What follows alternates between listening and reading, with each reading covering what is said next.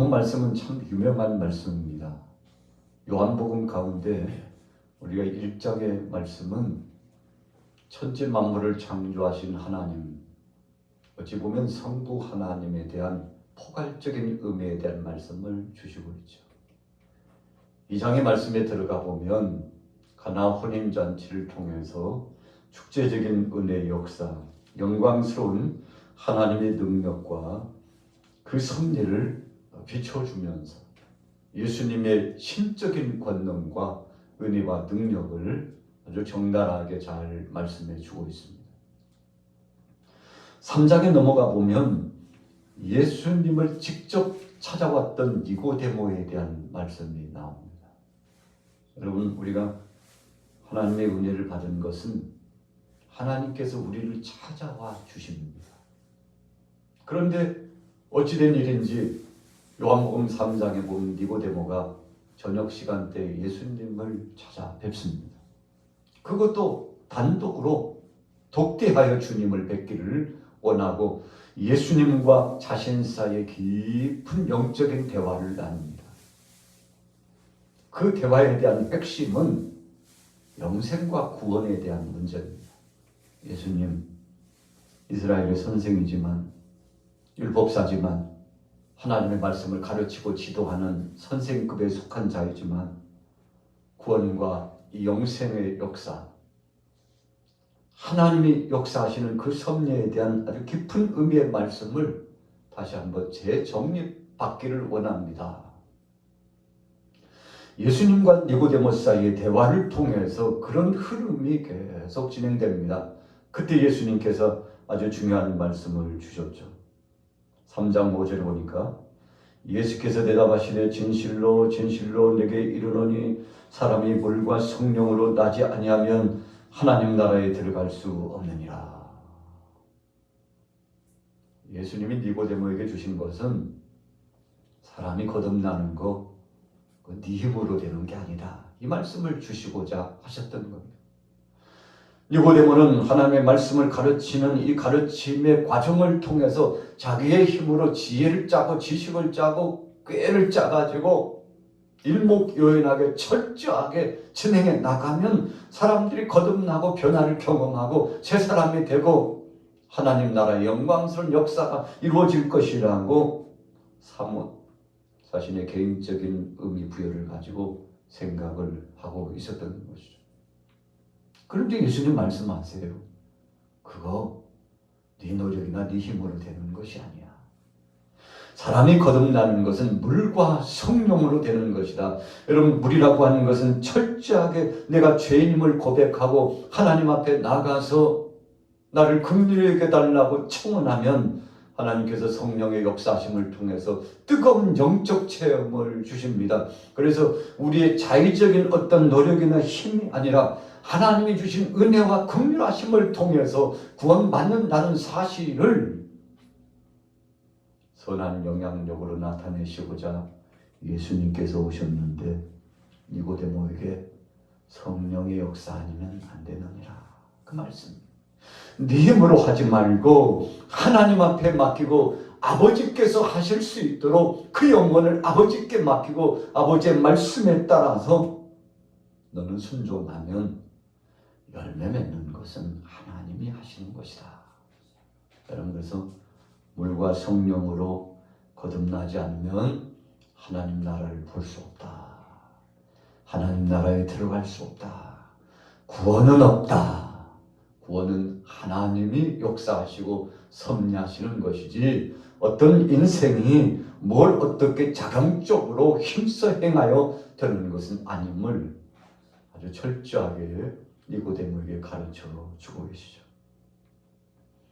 그래서 3장 6절, 7절, 8절까지 보면 이렇게 말씀했어요. 같이 읽어볼까요? 3장 6절 시작. 육으로 난 것은 육이요 영으로 난 것은 영이니 내가 네게 거듭나야 하겠다 하는 말을 놀랍게 여기지 말라. 바람이 임으로 불매 네가 그 소리를 들어도 어디서 와서 어디로 가는지 알지 못하나니 성령으로 난 사람도 다 그러니라. 여러분, 성령으로 난 사람은 바람이 어디서부터 와서 어디로 불어가는지 눈에 보이지 않는데도 바람의 흔적이 있는 것처럼 성령에 사로잡히면 나도 모르는 사이에, 우리도 모르는 사이에 어떤 한 대상이 변화를 경험하고 있다는 것을 절감하게 된다는 것입니다. 니고데모가 깨달았죠. 주님, 이제까지 저는 제 힘으로 해보려고 노력을 했습니다. 제가 어떤 영향력이 있는 줄로 알았습니다. 그러나 하나님께서 성령 안에 하시는 것임을 알지 못하고 하나님한테 맡기지 못하고 내 지혜로 행하려고 했던 거, 인간적인 방법을 동원했던 이 어리석은 자를 용서하옵소서. 니고데모가 회개했죠. 여러분, 그리고 역사적인 사료에 의하면 니고데모가 예수님을 따르는 주님의 충성된 제자가 돼가지고 정말 큰 복음 증거 사역에 충성했다는 구절이 내려오고 있습니다. 여러분, 주님 만나면 해결돼요. 그런데 요한복음 3장에서는 니고데모가 갈급한 심령을 가지고 예수님을 찾아갔는데, 오늘 보면 4장은 어떻게 됐나요? 여러분, 정반대입니다. 오늘 예수님께서 사마리아 땅으로 들어가셨습니다. 자, 본문 볼까요? 4장 1절부터 저와 함께 읽어보겠습니다. 4장 1절 시작. 예수께서 제자를 삼고 세례를 베푸시는 것이 요한보다 많다는 말을 바리새인들이 들은 줄을 주께서 아신지라. 예수께서 친히 세례를 베푸신 것이 아니요 제자들이 베푼 것이라. 유대를 떠나서 다시 갈릴리로 가실새 사마리아를 통과하여야 하겠다 하는지라. 여러분, 예수님께서 예루살렘 근동 중심축을 이루고 사역을 진행하셨지만 주님은 예루살렘이 목적이 아닙니다. 예루살렘 말고도 더 많은 범위의 불쌍한 영혼들을 찾아가시길 원하셨어요. 갈릴리 총동네로 가시고자 한 겁니다. 좀 이상하잖아요. 여느 사람들 같으면 사람들이 더 많이 모이는 거. 그래서 물량주의적인 어떤 결과를 보면 이야, 뭐 이 정도는 돼야지. 물질도, 사람의 이 관계 가운데 수도, 그리고 우리가 따지고 있는 어떤 조건적인 그 정황도 뭐 이 정도는 돼야 좀 폼도 나고 그러지. 여러분, 그러나 예수님은 그것보다도 더 중요한 사람들의 개개인의 마음의 중심을 보시고 도시든지 어촌이든지 농촌이든지 따지지 않고 묻지도 않으시고 그 영혼을 찾아가셨는데, 갈릴리로 가시다가 제자들에게 야, 돌아갈 거 없어. 아니, 주님 무슨 말씀이에요? 우리 유대인들은 저 사마리아를 그냥 통과하지 않습니다요. 돌아가시자고요. 빙빙 좀 멀어도 그것이 관례적인 예의고 우리가 조상적부터 그렇게 살아왔잖아요. 뭐가 조상적부터야? 뭐가 관례야? 하나님 앞에서 복음을 붙잡고 하나님 나라의 말씀을 전하는 자가 가리고 따져서 되겠어. 여러분, 예수님께서 사마리아 성을 들어가기를 원하셨습니다. 제자들 주님 말씀에 순종했죠. 그리고는 알 수 없는데 수가성이라고 하는 그곳으로 주님이 향하여서 발걸음을 재촉하시고, 우리가 본문 4장을 보면요, 제자들은 조금 늦게 도착했든지 다른 볼 일이 있었어요. 예수님께서 먼저 수가성에 우물가로 가셨습니다. 그리고 거기에 앉아서, 여러분 본문의 문맥상 보면 누군가를 기다리는, 요한복음 3장 말씀은 니고데모가 자청해서 예수님을 찾아갔지만 오늘 요한복음 4장에 보면 예수님께서 친히 수가성으로 들어가서 우물가에 더 앉으셔서 누구를 기다리신 거죠. 한 여인이 이 시간쯤에는 아무도 없겠지. 여러분, 정오의 시각에 절기적으로 보면 뜨거운 장렬한 태양빛이 비치는 그 한여름의 오침 시간이에요. 팔레스타인은 너무너무 무덥고 뜨겁기 때문에 정오의 시간부터 시작해서 한 2-3시간 정도는 집에서 밖으로 잘 나오지 않습니다. 인적이 드문 시간이에요. 예수님은 미리 알고 가시는 거예요. 누구 만나 주시러 가셨습니까? 수가성 여인, 사마리아 여인을 만나시고자. 제자들은 그런 주님의 뜻과 목적을 잘 알지 못했죠. 여러분, 그래서 하나님의 생각과 우리 인간적인 생각은 다르십니다. 우리 양화교회가 생명의 복음의 비전을 가지고서 땅끝까지 복음 증가하는 사역을 지금까지 40여 년 동안 귀한 사역을 감당해 왔습니다만, 여러분, 어쩌면 지금까지는 서론에 불과할지도 몰라요. 하나님의 계획하심은, 야, 이제부터 본론이야. 이제부터 시작이야. 내가 너희와 함께 하겠고 이 큰 동을 통해서 내가 영광 받기를 원하니 중단하지 말고 쉬지 말고 생명의 복음을 증거하라. 여러분, 주님의 이런 강력한 메시지가 저와 여러분들에게 2023년도 오늘 3월 9일 목요성회를 새롭게 출발하면서 그런 소원을 품고 하나님이 주신 응답과 은혜를 누리는 거 아니겠습니까? 예수님이 가셔서 수가성 여인을 기다리고 계셨다는 것입니다. 아니나 다를까 주님이 준비하신 대로 자정하시고 계셨는데 여인이 왔습니다. 여러분, 본문 말씀에 보면 참 기가 막힌 말씀입니다. 5절 말씀해 보세요. 4장 5절 8절까지 같이 읽겠습니다. 시작. 사마리아에 있는 수가라 하는 동네에 이르시니 야곱이 그 아들 요셉에게 준 땅이 가깝고 거기 또 야곱의 우물이 있더라. 예수께서 길 가시다가 피곤하여 우물 곁에 그대로 앉으시니 때가 6시쯤 되었더라. 사마리아 여자 한 사람이 물을 기르러 왔음에 예수께서 물을 좀 달라 하시니 6시쯤. 우리 유대 시간과 우리 대한민국의 시간은 6시간 차이입니다.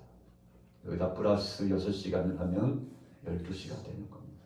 정오의 시간. 이때는요, 사람들이 드문분출이 잘 나오지 않아요. 그러나 이때 나올 수밖에 없는 이 여인의 속사정이 있습니다. 성경에는 구체적으로 공개하고 있지 않지만 여러 가지 하나님의 말씀에 의해서 우리에게 주시는 말씀은 이 여인은 사람들을 만나기를 원치 않는 자신의 상황과 처지가 있었다는 것입니다. 그것이 무엇인지에 대해서는 구체적으로 이 시간에 언급하지 않겠습니다. 그러나 중요한 것은 홀로 고독하고 쓸쓸하고 외롭고 사람 만나는 것보다도 만나지 않은 것이 더 마음이 편안하고 어떤 때는요, 자기에게 위로가 되는 시간이 될 수 있다라고 하는 것은 엄청난 사연이 이 여인에게 있다는 사실을 우리가 발견해 보는 거 아니겠습니까? 그런데 난데없이 유대인 남성 하나가요, 거기에 더 앉아 계시는 거죠. 깜짝 놀랐을 겁니다.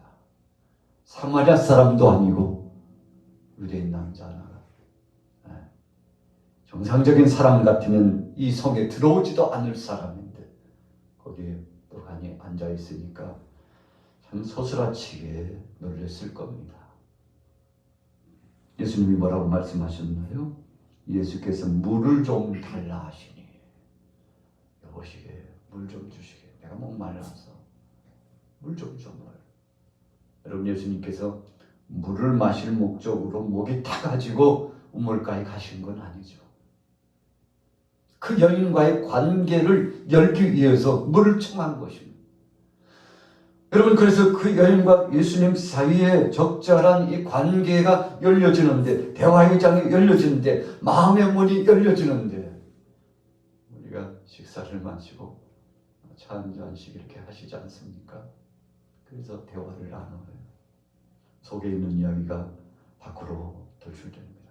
상대 이야기도 듣고 내 이야기도 하면서 서로 간에 교제가 이루어지는 거죠. 참 복된 것입니다. 여러분, 그래서 이 티타임이라고 하는 것은 황금의 시간이라고 할 수 있습니다.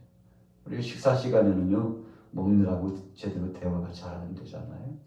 그러나 티타임을 통해서 차를 마시면서 주고받고 긴 시간이든지 짧은 시간이든지 자신들의 그 그 속에 있는 이야기를 밖으로 끄집어내서 함께 대화를 나누면 그게 바로 소통의 시간이고 그 시간을 통해서 회복이 이루어지는 겁니다. 그래서 성경에도 보면 히브리서 말씀에 말세가 될수록 모이기를 피하지 말고 어떤 사람들의 습관처럼 모이기 피하지 말고 할 수만 있으면 모이라고 말씀했죠. 왜 그렇습니까? 여러분 예배당에 나와서 주님의 몸된 교회에 나와서 기도처에 나와서 거룩한 성소에 나와서 모임을 갖는 것은 첫째는 하나님과 나 사이에 우리 사이에 그리고 사랑하는 교우들과의 관계 속에 이웃과의 관계 속에서 정말 복된 사랑과 은혜와 교제의 장이 열려지죠. 그래서 우리는 목요일날 나와서 봉사도 하고 복음도 증거하고 또 어떤 때는 강사님을 모셔서 말씀도 듣고 우리가 코로나 전에 돌이켜보면 야 그때가 참 행복했구나. 함께 모여서 음식을 나누고 함께 교제를 나눴던 때가 야 하나님께서 기회를 주셨을 때 하늘 문을 닫기 전에 기회를 주셨을 때 다 열정으로 이 사역을 감당하는 것이 복이구나. 여러분 그래서 교회에 나와서 특별한 기도 아닙니까? 나라 민족을 위해서 지역을 위해서 기도하는데 이 기도 성에 말씀 대성에 봉사하고 헌신하는 교제하는 이 모임을 통해서 하나님의 영광을 받으시고 우리의 가정에도 범사에도 형통의 길목으로 들어서는데 참 복된 것입니다. 세상에 어떤 모임이 이런 모임과 같겠습니까? 주님 안에 모이는 것이 참 복된 것이죠. 오늘 예수님이 소가성 여인에게 야, 난 물 한 사발만 줘. 예수님께서 먼저 말을 건네신 것은요. 이 사마리아 여인에게 있어서는 너무나 영광스러운 것입니다. 여느 때 여느 사람 같으면 상종도 하지 않고 길목을 돌아가 버렸을 사람들인데 아니 왠지 이분은 다르신 분 같아요. 이분은 뭔가 내 속에 있는 것을 끄집어내고 그분 앞에 말씀을 드리면 풀려질 것 같은 영적인 충동이 느껴져요. 압도되었을까요? 주님의 그 사랑의 영적인 기운이 풍겨졌을까요? 4장 7절 보세요. 같이 읽어볼게요. 7절에서 9절까지 읽습니다. 시작. 사마리아 여자 한 사람이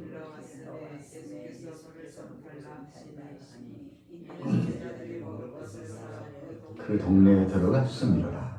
사마리아 여자가 이르되 당신은 유대인으로서 어찌하여 사마리아 여자인 나에게 물을 달라 하나이까 하니 이는 유대인이 사마리아인과 상종하지 아니함이로라. 아멘. 본문에 보면요 여인이 깜짝 놀랐어요. 그래서 8절에 제 아들이 먹을 것을 사러 동네에 들어가는 동안에 예수님이 혼자 계셨다. 본문에 구체적으로 상황을 말씀해 주고 있습니다. 7절에 사마리아 여자 한 사람이 물을 길러 왔음에 예수께서 물을 좀 달라. 여러분 그냥 앉아만 계시지 않고 물을 달라고 했는데 그 여인이 예수님에 대하여서 9절에 이렇게 말씀합니다. 사마리아 여자가 이르되 당신은 유대인으로서 어찌하여 사마리아 여자인 나에게 물을 달라 합니까? 굉장히 궁금했던 겁니다. 아니 상식 없는 행동을 하시네. 여러분 기분 나빠서 그런 게 아니에요. 너무 감동이 되는 겁니다. 여느 사람 같으면 자기를 무시하고 아니 이 시간에 왜 여인이 여기 나와가지고 그래. 이렇게 나무랄 수도 있고요.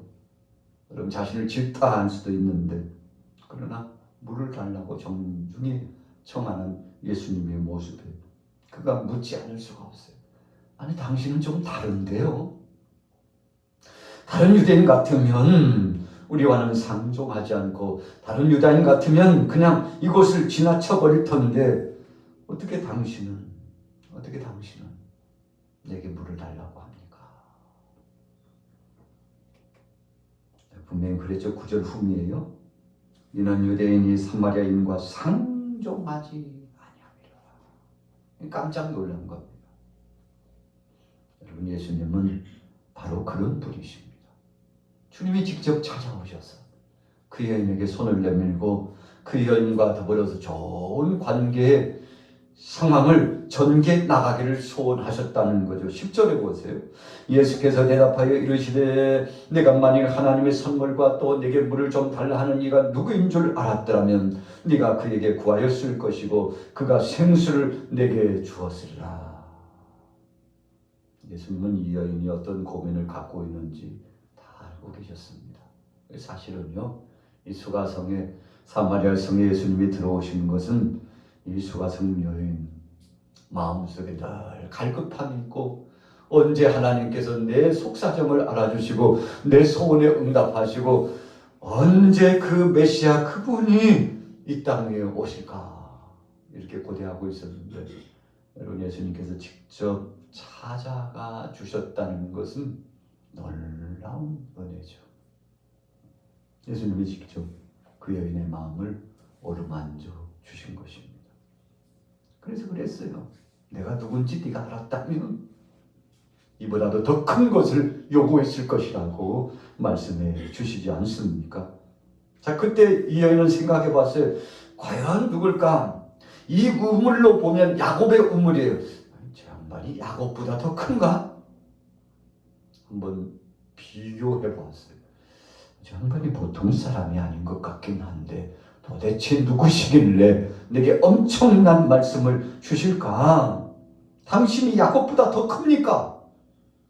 아주 저돌적으로요, 실감나게 구체적으로 직선적으로 예수님께 따져 물었어요. 아니, 크면 얼마나 커요? 당신이 뭐 위대하면 얼마나 위대하냐고. 우리 조상 야곱보다도 위대합니까? 따져 물었다는 것이죠. 성경 같이 읽어볼게요. 그랬더니 13절부터 말씀합니다. 자, 같이 읽어보겠습니다. 13절부터 시작.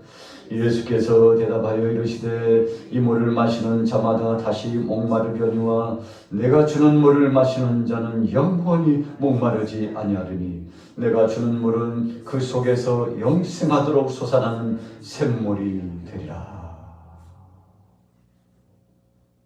여인이 깜짝 놀랐어요. 지금 물을 얻어 마시는 분이 이 물보다도 더 좋은 것을 주신다고 하시니 깜짝 놀랐죠. 그래서 오늘 주님을 향하여서 15절에 고백을 합니다. 그런 물이 있으면 저를 주세요. 15절 보세요. 그런 물을 내게 주사 목마르지도 않고 또 여기 물길로 오지도 않게 하옵소서. 예수님의 말씀을요, 액면 그대로 마음에 흡수했습니다. 다시는 목마르지 않으리라 그랬더니 이 여인은 육신적으로 생각했을 겁니다. 영적인 깊은 의미로 영생의 복을 주시는 하나님 되신 메시아 되신 예수 그리스도에 대한 그 의미 부여를 말씀해 주셨는데 알고 그랬을까요? 그 물을 저에게 주세요. 목마르지 않을 줄로 믿습니다. 다시는 목마르지 않을 줄로 믿습니다. 여러분 소원을 품었습니다. 그때 이제 예수님께서 이 여인의 마음문을 열고 주님께 청원하니까 여인의 신상에 대해서 말씀하죠. 네 남편을 데려와라. 남편을 예수님 앞에 내놓을 수 없죠. 말씀드릴 수 없어요. 왜 그랬습니까?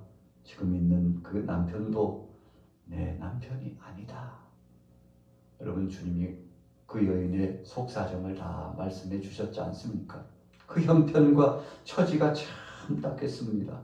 루키 3장에 보면 기업 물을 책임의 역사에 대해서 말씀하고 있습니다만 한 가정에 형이 결혼했는데 후사가 없으면 그 동생이 그리고 또 차자가 또 다른 차자가 또 다른 차자가 이어서 여러분 형의 가정에 후사를 이어줘야 되죠. 형의 가정에 후사를 잊지 못하고 형이 죽었기 때문에 그렇게 해서 기업 모르는 역사를 진행했죠. 대표적인 예로 룻이 그렇게 하지 않았습니까? 하나님의 은혜 가운데 후사를 얻어야 되는데 후사를 얻지 못하고 남편이 먼저 하나님 앞에 부름받아 갔죠. 룻이 혼자 됐습니다. 그의 시어머니 나오미를 끝까지 따라왔죠. 자부 하나는 갈 곳으로 갔습니다. 모압 지방으로 갔습니다. 그러나 룻은 어머니의 하나님이 나의 하나님이 되시고, 여러분 그래서 어머니를 끝까지 따라 나갔는데 기업물을 역사를 진행하게 됩니다. 왜요? 시어머니 따라서 본토 고향 베들레헴으로 갔으니 거기에 제1순위에 속한 사람, 그 책임을 감당해 줘야 될 사람이 있어요.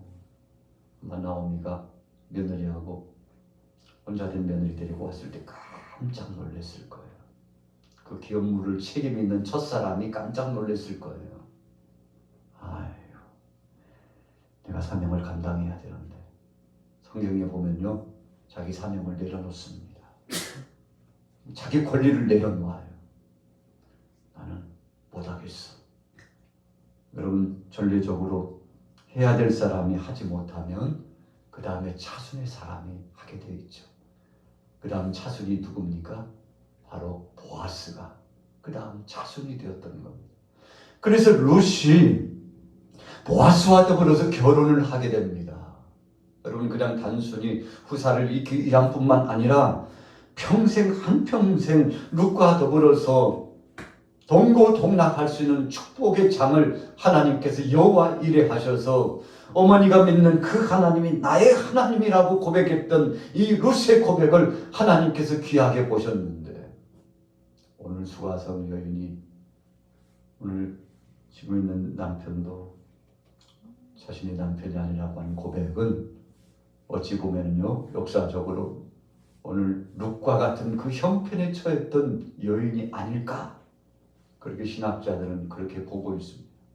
어떤 사람들은 참 그 삶이 좋지 못해가지고 그래서 참 그 삶 눈뜨고는 못 볼 추한 삶을 살아서 그런 것이 아니냐라고 해석하는 사람도 있습니다만, 적극적인 해석은 바로 룻기서 3장을 중심으로 했던 기업물을 역사를 지닌, 그래서 또 기다리고 있는 거예요. 또 다른 후손을 기다리고 있는 거예요. 그러나 하나님께서 주시지 않으면 소망이 없다는 사실을 그 여인은 너무나 잘 알고 있어요. 지금 있는 자도 본시 나의 남편이 아니라는 사실을 고백하고 있잖아요. 근데 그때 영적으로 신랑 되신 예수님을 만난 겁니다. 지금까지 정말 갈급하고 고통스러운 삶을 살았는데 사랑의 예수님을 만나서 영원히 목마르지 않을 괴로움은 이제 내려놓고 주님 은혜 가운데서 복된 역사가 펼쳐지는, 마치 룻이 보아스를 만난 것과 같은 영적인 의미가 오늘 요한복음 4장의 말씀 속에 하나님의 은혜 가운데 깔려 있다는 사실이죠. 그래서 18절 보세요. 너에게 남편 5이 있었고 지금 있는 자도 내 남편이 아니니 내 말이 참되도다. 여러분, 세속주의적으로 해석하면 참 없을 여인처럼 보여요. 그러나 또 다른 영적인 측면에서 보면 끝까지 인내하면서 자기가 해야 될 도리를 최선의 경주를 다하고 있는 여인, 그럼에도 불구하고 정말 고통스러운 삶을 진행하고 있는 상황 쪽으로 그랬다는 것이, 아유, 참 저 여인은 어쩌다가 저런 삶이 되었을까? 주위 사람들이요, 탐탁지 않게 그 시각으로 바라보고 있는 안타까운 정황도 있었다는 것이죠. 그런데 사랑의 주님께서 오늘 이 여인과 함께 해주셨습니다. 그리고는 신령과 진정한 예배자가 되고 사랑의 주님과 더불어서 복된 은혜를 체험할 수 있는 기회를 얻게 했습니다. 예수님께서 초월적인 예배 의미를 말씀하시잖아요. 21절에 보니까 예수께서 이르시되 여자여 내 말을 믿으라. 이 산에서도 말고 예루살렘에서도 말고 너희가 아버지께 예배할 때가 이르리라. 사마리아 사람들이요, 이 유대 땅 예루살렘으로 가서 성전에 가지 못했습니다. 그것은 역사적인 배경 때문에 그렇습니다. 바벨론 포로화로 끌려가고 아수르의 침탈함을 당하고 고통당했을 때, 외세 침략에 의해서 고통당했을 때 짓밟혔던 그 땅에 혼혈족을 통해서 정말 괴로움을 갖고, 그래서 같은 유다 백성들이요 사람 취급을 하지 않고 멸시했습니다. 사마리아 성은 아수리 대군들이 들어와 가지고 그 성을 점령하고 그리고는 짓밟고, 그래서 이방인들과 더불어서 결혼하고 역사적으로 오랜 시간이 흘러나갔습니다. 그래서 저 사람들은 예루살렘 성전에 올 자격이 없다고 생각을 하고요. 그래서 왕따를 시킨 겁니다. 그래서 저들은 예루살렘에 가서 예배할 수 없었습니다. 사마리아 성에 또 다른 예배 처소를 정해놓고 거기에서 예배할 수밖에 없었죠. 그런데 예수님 말씀하셨어요. 야, 사마리아, 예루살렘, 그것보다도 더 중요한 것이 있어. 하나님께 예배하는 자는 신령과 진정으로 마음의 중심을 갖고 나는 죄인이라고 고백하고, 유대인이든지 사마리아 사람이든지 간에 누구를 만나고 나는 죄인이라고 고백하지 않으면 다 죄인 될 수밖에 없고 심판을 면할 수 없으니 여인아 걱정하지 마. 네가 진실로 오늘 메시아를 만나고 진실로 하나님 앞에 예배하는 자가 되는 그런 사모하는 마음이 있으면 하나님께서 내 예배를 흠양하여 주시리라. 여러분, 이런 결론의 말씀을 예수님께서 주신 겁니다. 그래서 이 여인이요, 드디어 그분이 오셨구나. 예수님이 메시아인 줄 이제 안 거예요. 진정한 예배자로 우리의 마음을 받고 심령을 받으시고 우리의 몸을 받으시고 영혼을 다하여 주님 앞에 올려드리는 이 예배를 흠양하시는 주님, 사랑의 주님이 오셨다고 동네에 나가가지고 메시아가 오셨다고 나가서 전하게 되지 않습니까? 와, 보시라고 이런 물동이를 내려놓고요 나가서 복음을 전합니다. 자, 결론입니다. 우리 같이 읽어보겠습니다. 28절에서 29절입니다. 같이 읽어보겠습니다. 시작. 여자가 물동이를 버려두고 동네로 들어가서 사람들에게 이르되 내가 행한 모든 일을 내게 말한 한 사람을 와서 보라. 이는 그리스도가 아니냐 하니. 자신의 일에 대해서 너무나 소상하게 잘 알고 있는 거예요. 자신이 어떤 처지에 있는지 예수님은 다 알고 계셨어요. 어떤 고민을 갖고 어떤 기도 제목을 갖고 있는지 예수님은 다 알아주셨어요. 그리고 예배를 얼마나 사모하는지 그 마음도 알아주셨어요. 여러분, 그래서 예수님께서 이 여인을 인정해 주신 겁니다. 참, 너만한 믿음의 사람도 없지. 지금까지 나를 기다렸단 말이지. 내가 바로 그다. 내가 바로 네가 기다렸던 그 메시아라고. 여러분, 오늘 예수님께서 친히 오늘 수가성 여인에게 말씀을 주십니다. 오늘 4장 20절을 보세요. 우리 조상들은 이 산에서 예배하였는데 당신들의 말은 예배할 곳이 예루살렘에 있다 하더이다. 예수께서 이르시되 여자여 내 말을 믿으라. 이 산에서도 말고 예루살렘에서도 말고 너희가 아버지께 예배할 때가 이른다. 여러분, 참 예배를 받기에 합당하신 하나님 되신 그분이 오셨으니 얼마나 감사한 것입니까? 수가성 여인이 나가서 우리가 기다렸던 그분이 오셨다고 하니까 동네에 있는 모든 사람들이 나와서 예수님 앞에 와서 귀한 말씀을 받아먹고 저들이 나중에 고백하지 않습니까? 41절 42절에 보세요. 시작. 예수의 말씀으로 말미암아 믿는 자가 더욱 많아 그 여자에게 말하되 이제 우리가 믿는 것은 내 말로 인함이 아니니 이는 우리가 친히 듣고 그가 참으로 세상의 구주이신 줄 아님이라 하였더라. 수가성 여인이 나가서 와 뭐라 전했는데 오늘로 전도지를 나가서 전했잖아요. 여러분, 그 중에 어떤 사람이 복음을 받아들일지 우리는 알지 못합니다. 그러나 하나님이 하실 겁니다. 수가성 여인이 나가서 메시지를 전했는데 빨리 와보라. 사람들이 몰려와서 예수님의 말씀을 듣는데 그 말씀을 듣는 동안에 마음이 녹아져 내려요. 죄의 문제가 풀어졌어요. 지금까지 응어리졌던 한 맺힌 고통스러움이 쓴뿌리처럼 쫙 빠져나갔는데 얼마나 감사한지 저들이 간증하기 시작합니다. 여인아, 처음에는 네가 오라고 해서 왔는데 이제 우리가 저 주님의 말씀을 듣고 보니까 네 말대로 참 구주이신 것을, 그리스도인 것을 알았다. 이제는 우리가 자의적으로 믿음을 가졌으니 우리도 너처럼 나가서 복음을 증거하리라. 그래서 우리가 요한복음 4장에서요 가장 하이라이트라고 하면 42절입니다. 이 42절의 말씀은 복음의 재생산적인 역사가 일어난 겁니다. 한 사람이 가서 전했는데 한 사람이 전했는데 열이 들어오는 거예요. 열이 들어왔는데 그 열이 나가서 전하니까 백이 들어오는 거예요. 할렐루야.